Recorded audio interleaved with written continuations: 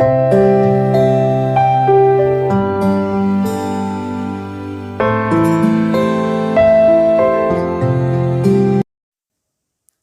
Viewers, কেমন আছেন সবাই? আশা করছি সবাই অনেক অনেক ভালো আছেন। আজকে আমি আপনাদের সাথে শেয়ার করব ক্যাস্টর অয়েলের কয়েকটি ব্যবহার সম্পর্কে।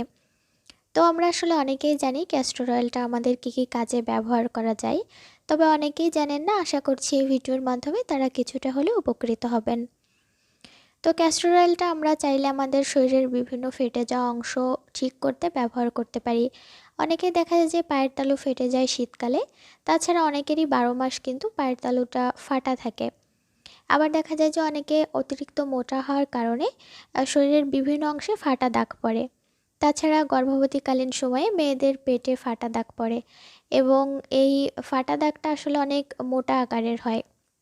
তো শরীরের বিভিন্ন অংশের ফাটা দাগ কিন্তু আমরা ক্যাস্টর অয়েলটা ব্যবহার করে দূর করতে পারি। তো সেক্ষেত্রে আমি বলবো, যারা গর্ভবতী রয়েছেন তারা বাচ্চা ডেলিভারি হওয়ার পরেই তারপরে ক্যাস্টর অয়েলটা ব্যবহার করবেন। এক্ষেত্রে আপনারা ক্যাস্টর অয়েলের সাথে ভিটামিন ই ক্যাপসুল নিয়ে আপনার ফাটা দাগের স্থানে সারা রাত লাগিয়ে রাখবেন। আর যে কোনো কিছুই আপনি লাগান না কেন, সেক্ষেত্রে আঙুলের সাহায্যে একটু ভালো করে ডলে নিয়ে, অর্থাৎ ম্যাসাজ করে নিলে কিন্তু বেনিফিটটা বেশি পাবেন। চোখের পাপড়ি ও ভ্রু ঘন করতেও ক্যাস্টর অয়েলটা অনেক উপকার করে। তো সেক্ষেত্রে আপনারা একটি পুরানো যে মাস্কারার ব্রাশ থাকে সেটি নিয়ে নেবেন এবং এটি কিন্তু খুব ভালোভাবে পরিষ্কার করে নেবেন। তারপর আপনারা ক্যাস্টর অয়েলটা সেই ব্রাশে লাগিয়ে চোখের পাপড়িতে আর ভ্রুতে সারা রাত লাগিয়ে রাখবেন এবং সকালে উঠে হালকা কুসুম গরম পানি বা জল দিয়ে ধুয়ে ফেলবেন। এতে করে আপনার ভ্রু আগের থেকে অনেক বেশি ঘন হবে আর চোখের পাপড়ি অনেক বেশি লম্বা আর ঘন হবে। খুশকি রোধ করতেও কিন্তু এই ক্যাস্টর অয়েলটা ব্যবহার করা যায়। আমাদের অনেকে দেখা যায় যে প্রচুর পরিমাণে খুশকির সমস্যা থাকে, আর এই খুশকির সমস্যার কারণেই কিন্তু চুল পড়ে যায়। তো আপনারা ক্যাস্টর অয়েলের সাথে অন্য যে কোনো তেল সমপরিমাণ নিয়ে নিয়ে নেবেন, কারণ ক্যাস্টর অয়েলটা যেহেতু অনেক বেশি ঘন হয়, এজন্য অবশ্যই অন্য যে কোনো তেলের সাথে একসাথে মিশিয়ে ব্যবহার করবেন। তো তেলটা আসলে একটু গরম করে নিলে ভালো হয়। তো এভাবে যে কোনো একটা তেলের সাথে বা দুইটা তেলের সাথে মিশিয়ে আপনারা চুলে ভালোভাবে লাগিয়ে রাখবেন। আর রাত্রে যদি আপনারা শোয়ার আগে লাগান, সেক্ষেত্রে আপনাদের মাথায় কোনো একটা কাপড় জড়িয়ে নেবেন বা বালিশে পুরাতন একটা কাপড় জড়িয়ে দেবেন, কারণ ক্যাস্টর অয়েলটা অনেক বেশি গাঢ় হওয়ার কারণে দাগ লেগে যেতে পারে। যাদের ব্রণের সমস্যা রয়েছে সেক্ষেত্রেও কিন্তু ক্যাস্টর অয়েলটা ব্যবহার করতে পারেন। তো সেক্ষেত্রে আপনাদের যেখানে ব্রণ রয়েছে শুধুমাত্র সেখানেই ব্যবহার করা যায়, আবার পুরো মুখেও ব্যবহার করা যায়।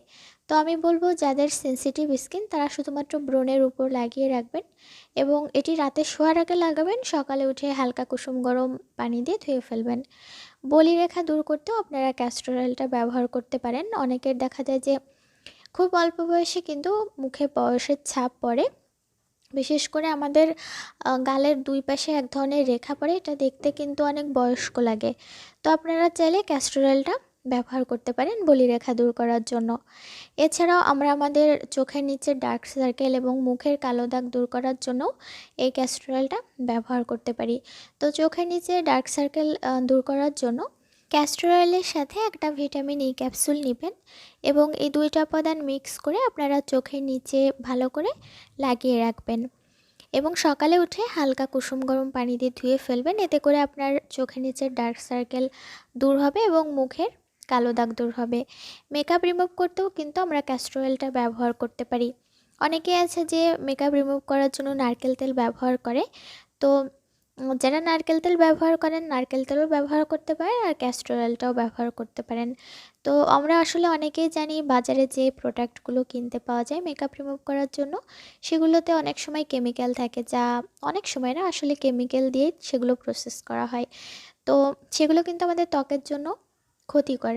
তো আপনারা চাইলে ক্যাস্টর অয়েলটা দিয়ে মেকআপ রিমুভ করতে পারেন। এক্ষেত্রে আপনার ত্বকের মেকআপও রিমুভ হবে এবং আপনি ক্যাস্টর অয়েলের গুণাগুণ আপনার মুখে পেয়ে যাবেন।